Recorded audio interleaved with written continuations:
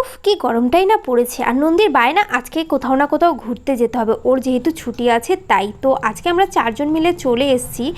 আর আজকে নন্দীর জন্য কিন্তু লেট হয়েছে, এই ব্যাপারটা আমি তোমাদেরকে পরে বলছি। আজকে আমরা কোথায় এসেছি সেটা তোমাদেরকে জানাই। আমরা কলকাতা হেরিটেজ রিভার ক্রসে এসেছি। আর এক একজনের পার পেস হচ্ছে 169 টাকা করে টিকিট লেগেছিল। তো আমাদের হাতে কিছুটা টাইম ছিল বলে আমরা মিলেনিয়াম পার্কের ভিতরে চলে এসেছিলাম ফটো টটো তোলার জন্য। দেন ওখানে ক্রুজারটা খুলে গেছিলো বলে আমরা সবাই চলে এসেছি, এক এক করে আসছিলাম। আর এখানে সানসেটটা দেখতে কিন্তু খুব সুন্দর লাগছিল। এর ভিতরে সবাই এক একজন করে আসছিল অ্যান্ড যে যার পজিশন নিয়ে নিচ্ছিল। এখানে হচ্ছে যাদের হচ্ছে তোমার বার্থডে তারপর হচ্ছে অ্যানিভার্সারি ছিল তাদেরকে ডেকে লাইভ মিউজিক হচ্ছিল। এখানে স্ন্যাক্সের জন্য কিন্তু আলাদাভাবে তোমাদেরকে কিন্তু কিনে খেতে হবে, যেমন চা কফি কোল্ড ড্রিঙ্কস যাই খাও না কেন তোমাদেরকে আলাদাভাবে টাকা পে করতে হবে। তো আমাদের ক্রুজারটা ছেড়ে দিয়েছিল। দেন এখন আমরা যাচ্ছি হাওড়া ব্রিজের দিকে। আর এখান থেকে দেখো হাওড়া স্টেশনটা দেখা যাচ্ছে, কত সুন্দর লাগছে তাই না।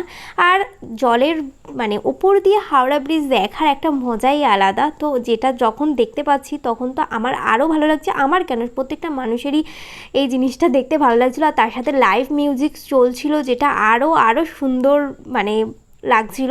যাই হোক, এবারে বলি নন্দীর জন্য আমাদের লেট কেন হয়েছিল। আমি 4টার সময় ওকে টাইম দিয়েছিলাম আসার জন্য দমদমে, কিন্তু ও এসছিল 4:45টার সময়। তো এই ব্যাপারটা নিয়ে আমি তো প্রচণ্ড পরিমাণে ওর উপরে রাগ করেছিলাম। দেন ও না কিছু ফার্স্টে বলেনি, তারপর আমাকে বলছে আজ মনে হচ্ছে তোর আর এটা চড়া হতো না, জানিস তো আমি আমার জন্য। তখন আমি ওকে বলছি হ্যাঁ তুই তো ওইটাই চেয়েছিলিস। দেখো এখান থেকে কত সুন্দর লাগছে হাওড়া ব্রিজ। আর এখানে দেখো কাকুগুলো সবাই নাচানাচি শুরু করে দিয়েছিল। এত নাচানাচি দেখে আমরা ভাবলাম যে না যাই, আমরা একটু নিচে গিয়ে একটু টাইম স্পেন্ড করি আর কিছু ফটো টটো ক্লিক করি।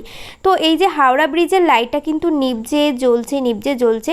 অনেক টাইমে কি বলো তো হাওড়া ব্রিজের লাইটটা জ্বলে না আর কপাল করে এগুলো মানে দেখতে লাগে। যাই হোক, এখন আমরা স্ন্যাক্সে কিছু ভেজিটেবল আর হচ্ছে নিয়ে নিয়েছিলাম। আর এখানে বসে বসে আমরা একটু রিল্যাক্স করছিলাম। আর ওপরে কিন্তু লাইভ মিউজিক হচ্ছে, সেটাই কিন্তু আমরা গানে এই যে নাচ হাত পা তোলাচ্ছিলাম। যাই হোক, তো এখন আমরা ভাবছি যে আমি আর নন্দিতা ভাবলাম যে ওপরে যাই। তো যেমন ভাবা তেমন কাজ, তাই আমরা চলে এলাম ওপরে। আর এই কাকু নাচছে না ব্যায়াম করছে আমি ঠিক বুঝতে পারছিলাম না, মানে কি বলবো। সৌমেনদা বলছিল যে ইনাদের দেখে মনে হচ্ছে আমাদেরই বয়স হয়েছে, ইনাদের বয়স কমে গেছে। তো আমি ওকে বলছিলাম যে হবে হয়তো। তারপরে আর আমরা নিজেরাও না মানে নিজেদেরকে না আটকাতে পেরে আমরা নিজেরাও নাচানাচি শুরু করে দিয়েছিলাম। তো সৌমেনদাকে বলছিলাম চল নাচ কর, কিন্তু সৌমেনদার এতটাই লজ্জা পাচ্ছিল, ও কোনোভাবে নাচ ফাচ করেনি। আমি আর নন্দিতা এখানে নাচ করছিলাম। এখানে গানটা ছিল হারপাল ইহা এরকমই কিছু একটা গান ছিল। যাই হোক, এই গানে আমরা দুজন মিলে নাচ করছিলাম। কিন্তু আমাদের বিকেলটা খুব সুন্দরভাবে কেটেছে। আর এইটা সমস্তটা ক্রেডিট যায় স্বরূপকে। স্বরূপই কিন্তু আমাদেরকে নিয়ে গেছিলো। একদিকে সৌমেনদাকে বলছিলাম কাপল ডান্স কর, কিন্তু কোনোভাবে করতে চাইছিল না, লজ্জা পাচ্ছিলো। আমি স্বরূপকে বলছি চলো আমরা তো দুজন কাপল ডান্স করতে পারি। তো ও দেখলাম যে রাজি হলো। দেন তো ভালোই হলো। তো এখন হচ্ছে কুজারটা তোমার হচ্ছে যেখান থেকে পিক আপ করেছিল সেখানেই নামিয়ে দেবে। তো অলরেডি আমাদের 1 ঘন্টা না 1.5 ঘন্টার জার্নি ছিল, সেটা কিন্তু কমপ্লিট হয়ে গেছিলো। এখন আমরা নেমে যাব। আর এক একজন করে দেখো নেমে গেছেও অলরেডি, আর ফাঁকা হয়ে গেছে।